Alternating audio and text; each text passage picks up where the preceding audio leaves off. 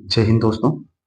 आइए हम लोग आज झारखंड बोर्ड के द्वारा जो आप लोग का 6 और 7 मार्च को जो 9 क्लास का एग्जाम होने वाली है उसके लिए हम एक प्रश्न पत्र लेके आए हैं जो आप लोगों के लिए बहुत ही इंपॉर्टेंट होने वाला है। ये क्लास जो चलने वाली है ये हिंदी का चलने वाली है और आप लोग को बता दें कि ये सभी प्रश्न जो होंगे ये बहुत ही वीवीआई होंगे, यानी बहुत ही इंपॉर्टेंट प्रश्न होने वाले हैं, क्योंकि ये आप लोगों के लिए एक तरह का समझिए रामबाण है। चलिए आइए हम लोग क्लास को स्टार्ट करते हैं और देखते हैं कि प्रश्न जो है वो टोटल कितने प्रश्न होने वाले। तो आप लोग को बता दें कि आप लोग कक्षा जो भी 9 के स्टूडेंट हैं उनके लिए बता देते हैं कि टोटल आपके पास 40 प्रश्न होने वाले हैं।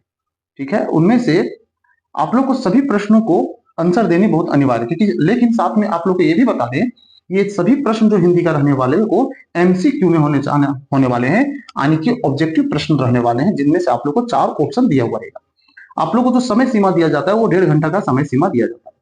चलिए हम लोग स्टार्ट कर रहे हैं इस प्रश्न को और देखते हैं कि पहला प्रश्न जो है वो किस तरह का है। तो आप लोग को बता दें पहला प्रश्न जो हम लोग देख रहे हैं वो गद्यांश दिया हुआ है, और इस गद्यांश को अगर हम लोग पढ़ेंगे तो इस गद्यांश के आधार पर सभी प्रश्नों को क्या करना है, आंसर देंगे। आप लोग इस गद्यांश को पढ़ने के बाद 1 से लेकर 4 तक का सभी प्रश्नों का उत्तर दे दीजिए। आप लोग गद्यांश को अगर देख रहे होंगे तो लिखा हुआ है कि मानव जाति को अन्य विचार जीवधारियों से अलग करके महत्व प्रदान करने वाला जो एकमात्र गुरु है वह है विचार शक्ति। मनुष्य के पास बुद्धि, विवेक और तर्क शक्ति है, अर्थात उसके पास विचारों की अमूल्य पूंजी है। अपने सद्विचारों के नींव पर ही आज मानव ने श्रेष्ठता की स्थापना की है। उसने मानव सभ्यता का विशाल महल खड़ा किया है। यही कारण है कि विचारशील मनुष्य के पास जब सद्विचारों का अभाव रहता है तो उसका मानस कुविचारों से ग्रस्त होकर एक प्रकार के शैतान के वशीभूत हो जाता है। मानव बुद्धि जब सद्भाव से प्रेरित होकर कल्याणकारी योजनाओं में प्रवृत्त रहती है तो उसकी अच्छाइयों का कोई अंत नहीं होता, किंतु जहां वह कुविचारों पर का घर बन जाता है तो पार्श्विक प्रवृत्तियां उस पर हावी होती है। हिंसा और पापचार का दानवी साम्राज्य इस बात का सूचक है कि मानव की विचार शक्ति जो उसे पशु बनाने से रोकती है उनके साथ देती है। ध्यान दीजिएगा, जो हम लोग का जो मानव विचार होना चाहिए वो एक सद विचार होना चाहिए, सही विचार होना चाहिए। अगर इस पूरे गद्यांश को पढ़ लेते हैं तो इसी गद्यांश के आधार पर क्या करना है, हम लोग को आंसर देना। देखिएगा पहला प्रश्न जो देख रहे होंगे तो आप लोग पहला प्रश्न देखिएगा। तो पहला प्रश्न क्या दिया हुआ है कि मानव जाति को महत्व दिलाने में किसका योगदान है? शारीरिक बल का, पूर्वजों के रीति रिवाज का, पैतृक धन दौलत का, या विचार और विवेक और विचारों का? तो इसका सही आंसर जो होगा मेरे छात्रों ये क्या होगा, इसका सही आंसर होगा विवेक और विचार। ठीक है, इस तरह से इसका पहला प्रश्न का आंसर ही होगा। दूसरा अगर हम लोग देखते हैं तो दूसरा में लिखा हुआ है मनुष्य की श्रेष्ठता की नींव क्या है? किसी भी मनुष्य की श्रेष्ठता की नींव क्या है? पापाचार, सद्विचार, हिंसक प्रवृत्ति या विवेक और विचार? तो किसी भी मनुष्य की श्रेष्ठता का जो नींव है वो क्या है? उसका सही आंसर होगा सद्विचार। अगर आप इसका ध्यान को पढ़िएगा ध्यान से तो सभी का आंसर बहुत आसानी से आप दे सकते हैं, क्योंकि कक्षा 9 तक जो भी प्रश्न पूछे जाते हैं उसमें लगभग सभी प्रश्न ऑब्जेक्टिव होते हैं। और अगर ऑब्जेक्टिव प्रश्नों में अगर आप हिंदी का खास करके गद्यांश को सही से पढ़ लेते हैं, गद्यांश होगा, पद्यांश होगा, तो इन सभी को, और काव्यांश होगा, इन सभी को अगर बहुत अच्छे तरीके से पढ़ते हैं तो आप सभी प्रश्नों को बहुत आसानी से उत्तर दे सकते हैं। चलिए इस तरह से दूसरा का आंसर होता है। तीसरा प्रश्न दिया हुआ क्या, सो देखिएगा कि विचारों की पूंजी में क्या नहीं आता? बताइए, विचारों की पूंजी जो होता है उसमें क्या नहीं आता है? उत्साह, विवेक, तर्क शक्ति या बुद्धि? तो उसमें जो नहीं आता है, विचारों की पूंजी में जो नहीं आता है वो क्या नहीं आता? उत्साह नहीं आता है। ध्यान में रखिएगा, विवेक आता है, तर्क शक्ति आता है और बुद्धि आता है, लेकिन उसमें उत्साह नहीं आता है। अगला प्रश्न को हम लोग देखते हैं। चौथा नंबर प्रश्न को देखेंगे, लिखा प्रस्तुत गद्यांश का उपयुक्त शीर्षक क्या होगा? इच्छा शक्ति, शारीरिक शक्ति, अलौकिक शक्ति या विचार शक्ति? तो इस गद्यांश को अगर पूरा पढ़ते हैं तो इसका जो सही आकलन होता है, सही तरीके से अगर हम निचोड़ निकालते हैं तो इसका सही शीर्षक जो होगा वो क्या होगा? विचार शक्ति होगा। क्या होगा? विचार, क्योंकि हम लोग के विचारों पर ही सारा ये खेला दिया हुआ है। इस तरह का हम लोग भावनाओं को व्यक्त करने के लिए बताया गया है। तो सबसे महत्व भूमिका जो निभा रहा है इसमें क्या, ना तो इच्छा शक्ति होगा, ना शारीरिक शक्ति होगा, ना तो अलौकिक शक्ति होगा। इसका जो सही आंसर होगा वो क्या होगा? विचार शक्ति होगा। तो इस तरह से चौथा का डी इसका सही आंसर होगा। चलिए हम लोग नेक्स्ट देखते हैं। नेक्स्ट में दिया हुआ है काव्यांश दिया हुआ है, लिखा निम्नलिखित काव्यांश को ध्यानपूर्वक पढ़कर प्रश्न संख्या 5 से 8 तक के लिए सही विकल्प का चयन कीजिए। अगर इस काव्यांश को पढ़िएगा तो लिखा है, हे भगवान के डाकिए हैं है ना, ये भगवान के डाकिए हैं जो एक महादेश से। तो इस तरह से अगर पूरे इस काव्यांश को पढ़ते तो इसी काव्यांश के आधार पर क्या है हम लोग को आंसर देने। चलिए इस काव्यांश को आशा करते कि आप लोग भी बहुत अच्छे तरीके से पढ़ लीजिएगा। अब इस काव्यांश के आधार पर जो प्रश्न बन रहे हैं, तो पहला प्रश्न दिया 5वां नंबर के कि भगवान के डाकिए कौन है? पर्वत और झरने, पक्षी और बादल, पेड़ और पौधे, और पानी और हवा। बताइए इसका सही आंसर क्या होगा? तो अगर इस काव्यांश को सही तरीके से पढ़िएगा तो इसका सही आंसर जो होगा वो क्या होगा? तो देखिएगा, तो इसका सही आंसर जो होगा वो होगा पक्षी और बादल। अगर पक्षी और बादल होता है, देख लीजिए अगर किन्हीं को अगर समझने में फिर तो देखिएगा इसमें लिखा हुआ है कि ए भगवान के डाकिए हैं जो एक महादेश से है दूसरे महादेश को जाते हैं, हम तो समझ नहीं पाते मगर उनकी लाई चिट्ठियां पेड़ पौधे पानी और पहाड़ बांटते हैं, है ना। हम केवल यह आखते हैं कि एक देश की धरती दूसरे देश को सुगंध भेजती है। भगवान, चलिए अब इसका प्रश्न हम लोग देखते हैं। तो इस प्रश्न को देखते हैं तो पहला प्रश्न जो बनता है इस काव्यांश से, तो बनता है क्या कि भगवान के डाकिए कौन है? भगवान के जो डाकिए अगर देखा जाए तो कौन होगा? तो पंछी और बादल होगा, पर्वत और झरने होंगे, पेड़ और पौधे होंगे, पानी और हवा होगा। तो जहां तक गद्यांश का काव्यांश का अनुसार है तो इसमें जो होगा वो कौन सा होगा? पंछी और बादल होंगे। क्या होंगे? पंछी और बादल। चलिए नेक्स्ट प्रश्न को देखते हैं। छठा नंबर प्रश्न में देखिए लिखा है एक देश की धरती दूसरे देश को क्या भेजती है? मिट्टी, फूल, सुगंध या उपहार। तो इसका सही आंसर जो होगा क्या होगा? सुगंध भेजती है। क्या भेजती है? सुगंध भेजती है। अगला प्रश्न हम लोग देखेंगे। तो अगला प्रश्न अगर हम लोग देखते हैं तो लिखा प्रकृति को किस रूप में प्रस्तुत किया गया है? दुल्हन के जैसा, आनंद, संदेश वाहक या मेहमान। बताइए इसमें किस? तो आप लोग को बता दें कि प्रकृति को जो प्रस्तुत किया गया है वो संदेश वाचक के रूप में प्रस्तुत किया गया है। कैसा प्रस्तुत किया गया है? संदेश वाचक के रूप में प्रस्तुत किया गया है। तो इसका सही आंसर जो होगा वो होगा सी होगा। 1 नंबर देखिए लिखा पेड़ पौधे पानी और पहाड़ क्या बांटते हैं? तो इसमें सही है एक आंसर क्या दिया होगा? तो सबसे पहले ऑप्शन देख लेते, लिखा हुआ पत्र, चिट्ठियां, निमंत्रण या इनमें से कोई नहीं। इसका सही आंसर जो होगा वो क्या होगा? चिट्ठियां होगा, है ना। क्या बांटते हैं? तो चिट्ठियां। तो इसका सही आंसर जो होगा बी होगा, चिट्ठियां होगा। चलिए अगला प्रश्न को अब हम लोग देखते हैं। तो आगे जो दिया हुआ है देख लीजिएगा। देखो प्रश्न संख्या 9 से 20 तक के लिए सही विकल्प का चयन करें। अब लिखा परिवर्तन शब्द में कौन सा उपसर्ग है? परिवर्तन शब्द में जो उपसर्ग लगा हुआ है वो कौन सा उपसर्ग लगा हुआ है? तो आप लोग को बता दें कि परिवर्तन शब्द में जो उपसर्ग लगा हुआ है वो लगा हुआ है परी का। अब परी इसमें दो है, एक डी है और एक सी है। इसका सही आंसर कौन सा होगा? सी वाला होगा, परी। ठीक है। अगला प्रश्न में दिया हुआ है, तो देखिएगा लिखा हुआ है किस शब्द में एक प्रत्यय नहीं है? धार्मिक, आर्थिक, वार्षिक या शिक्षित। तो इसका सही आंसर क्या होगा? तो जिसमें इन शब्दों को अगर हम लोग देखते हैं तो इसमें जिसमें एक शब्द का एक प्रत्यय का उपयोग नहीं हुआ है वो कौन सा होगा? उसका सही आंसर होगा शिक्षित। क्या होगा? शिक्षित जो होगा उसमें एक प्रत्यय का उपयोग नहीं है। चलिए अगला प्रश्न को अब हम लोग देखते हैं।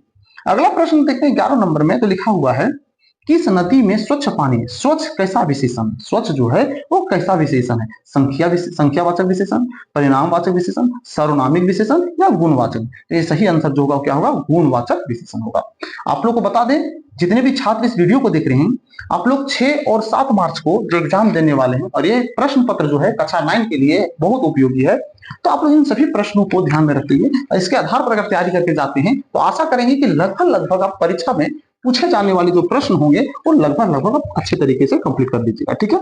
तो चलिए अब हम आगे बढ़ते हैं। 12वां प्रश्न देखिएगा। तो 12वां प्रश्न में क्या दिया हुआ? तो देखिएगा 12वां में दिया हुआ कि मानव का सही विशेषण रूप क्या है? मानव का सही विशेषण रूप क्या है?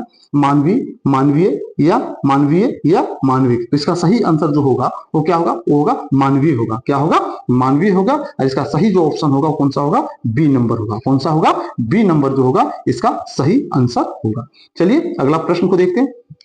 13 नंबर प्रश्न में लिखा हुआ कवि का स्त्रीलिंग रूप होगा। यानी ये सभी के सभी जो पढ़ रहे हैं हम लोग व्याकरण से संबंधित लगभग प्रश्न पढ़ रहे हैं। ठीक है। तो लिखा हुआ कवि का स्त्रीलिंग रूप होगा। क्या होगा? कविता, कवियत्री होगी या कावित्री होगी या कविताएं होगा। तो इसका क्या होगा? ये सही आंसर जो होगा वो क्या होगा? कावित्री होगी। तो इसका सही आंसर कौन सा होगा? तो ऑप्शन नंबर जो होगा वो सी होगा। सही हम लोग को पूछा जा रहा है कि सही इसमें स्त्रीलिंग कौन सा बनेगा। तो इसका सही आंसर जो होगा ऑप्शन नंबर सी होगा। ठीक है। ये शुद्ध स्त्रीलिंग शब्द है, इस बात को ध्यान में रखिएगा क्योंकि लगभग बहुत जगह दिया हुआ है कावित्री दिया हो तो और बी में भी कावित्री दिया हुआ है, लेकिन उसमें जो शुद्धिकरण वर्तनी का शुद्धिकरण देखा जाए तो उसमें अशुद्धि है, और अगर सी नंबर में देखिएगा तो कावित्री का शुद्धि वर्तनी शब्द का उपयोग शुद्ध किया गया, इसलिए आंसर यही होगा। ठीक है, चलिए नेक्स्ट प्रश्न को देखते हैं। 14 नंबर प्रश्न में लिखा हुआ है कि पुस्तक का बहुवचन होगा। पुस्तक का जो बहुवचन होगा क्या होगा? पुस्तकालय, पुस्तिका, पुस्तकें या पुस्तिकाएं। इसका सही आंसर जो होगा वो होगा पुस्तकें। क्या होगा? पुस्तकें होगा। ऑप्शन नंबर सी सही होगा। ठीक, चलिए नेक्स्ट देखते हैं। 15 नंबर में है कर्ता के ने चिन्ह का सही प्रयोग किस वाक्य में हुआ है? ने शब्द जो है वो सही तरीके से जो उपयोग हुआ है वो किस में हुआ है? हम लोग को वही पूछ रहा है। लिखा हुआ है गाय घास खाती है, गाय ने घास खाई, गाय घास ने खाई, और गाय घास खा रही है, तो इसमें गाय ने घास खाई, इसी में ने शब्द का सही उपयोग हो रहा है। ऑप्शन नंबर बी होगा। ठीक है, चलिए 15 नंबर प्रश्न को हम लोग कंप्लीट करें। 16 नंबर अग्नि का पर्यायवाची शब्द कौन सा होगा? अनल, पावक, आग या अपूर्व। इसका सही आंसर जो होगा अग्नि का पर्यायवाची शब्द होगा अपूर्व होगा। तो ऑप्शन नंबर कौन सा होगा? डी सही होगा। अगला प्रश्न देखिएगा। अगला प्रश्न 17 नंबर में प्रसन्न का सही विलोम क्या होगा? जो प्रसन्न होते हैं, खुश होते हैं, उसका सही विलोम शब्द क्या? अप्रसन्न, प्रसन्नता, प्रसन्ना या अप्रसन्नता। इसका सही आंसर जो होगा वो कौन सा होगा? इसका सही आंसर जो होगा अप्रसन्न। क्या होगा? अप्रसन्न होगा। ऑप्शन नंबर जो होगा कौन सा होगा? ऑप्शन नंबर पहला इसका सही होगा। चलिए नेक्स्ट प्रश्न को हम लोग देखते हैं। अगला प्रश्न 18 नंबर देखिएगा। तो 18 में क्या लिखा हुआ है? छक्के छुड़ाना मुहावरे का सही अर्थ क्या है? नष्ट हो जाना, आनंद से रहना, प्राप्त करना या संतोष होना। तो प्राप्त करना, इसका सही आंसर जो होगा वो क्या होगा? ऑप्शन नंबर सी होगा, प्राप्त करना। छक्के छुड़ाने का मुहावरा होता है प्राप्त करना, यानी किसी को हरा देना, है ना। चलिए अगला 19 नंबर प्रश्न को हम लोग देखते हैं। 19 नंबर प्रश्न में लिखा हुआ है कि अन्न और अन्य का सही अर्थभेद कौन सा होगा? अन्न और अन्य का सही अर्थभेद कौन सा है? मेल या अच्छा, पहर या रात, पर्वत या पृथ्वी। अगला में दिया हुआ है अनाज और दूसरा। इसका सही आंसर जो होगा वो क्या होगा? अनाज और दूसरा इसका सही आंसर होगा। ऑप्शन नंबर डी होगा। ठीक, अगला प्रश्न को हम लोग देखते हैं। अगला प्रश्न देखते हैं। तो 20 नंबर में क्या लिखा हुआ कि प्रातः काल हुआ और चिड़िया चहचहाने लगी, या किस प्रकार का वाक्य है? सरल वाक्य, संयुक्त वाक्य, मिश्र वाक्य या उपवाक्य। तो इसमें सही आंसर जो होगा वो क्या होगा? इसका सही आंसर होगा संयुक्त वाक्य, है ना, क्योंकि यहाँ दो स्वतंत्र वाक्य को और अव्यय को जोड़ा गया है, इसलिए यह क्या है? संयुक्त वाक्य है। अगला प्रश्न को देखते हैं। अगला प्रश्न में देखिएगा, तो अगला प्रश्न में क्या दिया सो देखिए। तो सबसे पहले देखिएगा इसमें भी क्या है कि एक गद्यांश दिया हुआ है और 21 से लेके 24 तक का इसमें इन गद्यांशों के आधार पर हम लोग क्या देना है? आंसर देना। आप अच्छी तरीके से इस गद्यांशों को पढ़िएगा और इस गद्यांश को पढ़ के कोशिश कीजिएगा कि इसका आंसर हम कहां तक सही दे पाते हैं। ठीक है, चलिए इस गद्यांश को पढ़ते हैं। तो इस गद्यांश को पढ़ने के बाद आप इनसे बनने वाले जो प्रश्न है वो देखते हैं, क्योंकि गद्यांश आप लोग पढ़ लीजिएगा। मेरा मेन मुद्दा, मेन मकसद है कि आप लोगों को यह बताना कि जब आप लोग हिंदी का जब एग्जाम देने जाइएगा या हिंदी का जब एग्जाम दे रहे होंगे तो प्रश्न किस तरह से रहने वाले, कहां से कहां तक किस तरह का प्रश्न होंगे और किस तरह उसको हम आंसर दे सकते हैं। क्योंकि जितने भी प्रश्न बता रहे हैं ये सभी के सभी प्रश्न आपके परीक्षा के लिए बहुत ही इंपॉर्टेंट है। तो 21 से लेकर 24 तक जो प्रश्न बनेंगे उसमें सबसे पहले आपको गद्यांश पढ़कर उन प्रश्नों को क्या करना है? आंसर देना। तो इस गद्यांश के आधार पर जो प्रश्न बन रहे हैं उस प्रश्न में पहला जो 21 नंबर प्रश्न है क्या बन लिखा हुआ कि प्रस्तुत गद्यांश किस पाठ से लिया गया है। ये जो गद्यांश को अगर पढ़िएगा तो बोलता है गद्यांश जो है किस पाठ से ले। तो आप लोग को बता दें विद्यार्थियों कि ये जो गद्यांश लिया आप लोग को बुक से ही लिया गया गद्यांश। आप अगर सारे हिंदी का सभी कहानी, कविताएं, सभी चीजें पढ़े होंगे तो आपको भली भांति याद आ गया होगा कि कौन सा चैप्टर से लिया गया है। तो आप लोग को बता दें जो ये लिया गया है वो नाना साहब की पुत्री देवी मैना को भस्म कर दिया गया, है ना। तो इस तरह का ये लिया गया, किस तरह से पाठ से लिया गया। तो इसका ऑप्शन नंबर जो होगा कौन सा होगा? पहला होगा। अगला प्रश्न को देखते हैं। अगला प्रश्न देखिएगा तो लिखा हुआ नाना साहब जब कानपुर से भागने लगे तब वे किसे अपने साथ ले जा सकें? ऑप्शन है पत्नी, भाई, पुत्री या साथी को। तो आप लोग को बता दें कि जब नाना साहब जब कानपुर से भागने लगे तब वे किसके साथ नहीं ले जा सके, किसके साथ नहीं ले जा सके। तो उसका सही आंसर जो होगा वो होगा पुत्री का। सही आंसर क्या होगा? पुत्री का। चलिए नेक्स्ट प्रश्न को लिखा हुआ है अगला में कि नाना साहब का महल कहां था? नाना साहब का महल जो था वो कहां था? कानपुर, नागपुर, जोधपुर या भिठूर। तो इसका सही आंसर होगा भिठूर होगा। तो इसका सही आंसर क्या होगा? भिठूर होगा। अगला प्रश्न को देखते हैं। अगला प्रश्न देखिएगा, लिखा अंग्रेजों ने किसे अग्नि में भस्म कर दिया?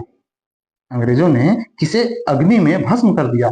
नाना साहब को, बालिका मैना को, क्रांतिकारियों को, या इनमें से कोई नहीं? तो इसका सही आंसर जो होगा वो होगा बालिका मैना को क्या किया था अंग्रेजों ने? भस्म कर दिया था अग्नि में। ऑप्शन नंबर कौन सा हो जाएगा? बी हो जाएगा सही आंसर। ठीक, अगला प्रश्न। अब आगे अगर हम लोग देखते हैं 25 से लेके 28 तक जो है उसमें क्या दिया? पदांश दिया हुआ। इस पदांश को क्या करना है हम लोग को? अच्छे तरीके से पढ़ना है। आप लोग देख रहे होंगे स्क्रीन पर, इसको सबसे अच्छे से पढ़िए और इन पदांश से जो बनने वाले प्रश्न उनका हम लोग को क्या करना है? उत्तर देने में। चलिए देखते हैं कि इसमें किस तरह का प्रश्न बनाया गया है। तो प्रश्न के 20 गद्यांश को आप लोग पढ़ लीजिएगा।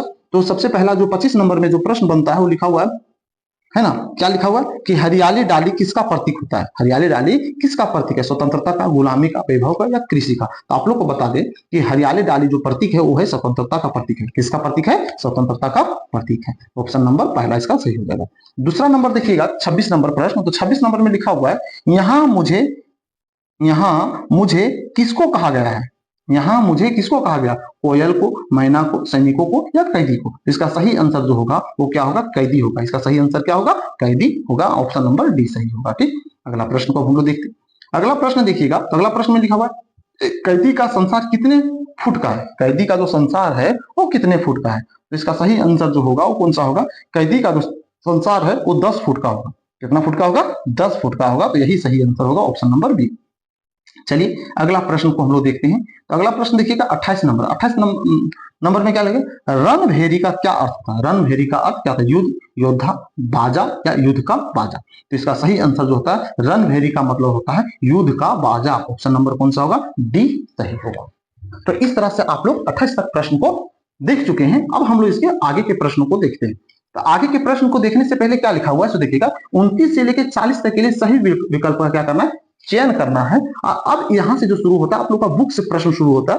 तो देखिएगा इसमें क्या लिखा हुआ है? हीरा और मोती किस जाति के बैल थे? हीरा और मोती जो थे वो किस जाति के बैल थे? ऑप्शन है जर्सी, पछाई, साहिवाल, या थार परकर। तो इसका सही आंसर जो होगा वो कौन सा होगा? तो इसका सही आंसर जो है वो होगा पछाई होगा। ऑप्शन नंबर बी होगा। ठीक, अगला प्रश्न को देखते हैं। 30 नंबर प्रश्न को देखिएगा। तो 30 नंबर प्रश्न भी बहुत आसान है। लिखा हुआ उपभोग भोग की सुख है। यह पंक्ति किस पाठ की है? दो बैलों की कथा, सांवले सपनों की याद, उपभोक्तावाद की संस्कृति, या लहसा की और? इसका सही आंसर जो होगा उपभोक्तावाद की संस्कृति। ऑप्शन नंबर जो होगा सी सही होगा। ठीक है, क्योंकि आप देखिएगा उपभोग भोग की सुख है तो उपभोग शब्द जो है वो तीसरा में ही उपयोग किया गया। ऐसे शब्दों को लगभग कहीं कहीं शब्दों का मैच भी आ जाता है, जिससे हम लोग ये जान सकते हैं कि इसका आंसर लगभग इसी तरह का होनी चाहिए, यही होगी। चलिए 31 नंबर प्रश्न को देखते हैं। 31 नंबर प्रश्न में लिखा हुआ है तो देखिएगा कि गुरुदेव कुछ दिनों के लिए शांति निकेतन छोड़कर कहां चले गए? ज्ञान निकेतन, भक्ति निकेतन, श्री निकेतन, या श्रद्धा निकेतन? कहां गए थे वो छोड़ के? तो आप लोग को बता दें कि वो जो गए थे वो श्री निकेतन गए थे। कहां गए थे? श्री निकेतन चले गए थे छोड़कर। गुरुदेव जो थे वो शांति निकेतन को छोड़कर कुछ दिनों के लिए कहां चले गए थे? श्री निकेतन चला गए थे। चलिए नेक्स्ट प्रश्न को तो हम लोग देखते हैं। देखिएगा 32 नंबर प्रश्न देखिएगा। तो 32 नंबर प्रश्न में लिखा हुआ है क्या? सो देखिएगा कि महादेवी वर्मा को कविता सुनाने पर पुरस्कार स्वरूप कैसा कटोरा मिला? महादेवी वर्मा को कविता सुनाने पर पुरस्कार स्वरूप कैसा कटोरा मिला? सोना का, चांदी का, स्टील का, या पीतल का? तो इसका सही आंसर जो होगा उनको कैसा कटोरा मिला था? चांदी का कटोरा मिला था। कैसा कटोरा मिला था? चांदी का कटोरा मिला था। ठीक है, चलिए नेक्स्ट देखते हैं। 33 नंबर प्रश्न देखते हैं। तो लिखा हुआ है तो देखिएगा, लिखा हुआ है ग्राम श्री कविता में कवि ने किसे हरता जनमन कहा है?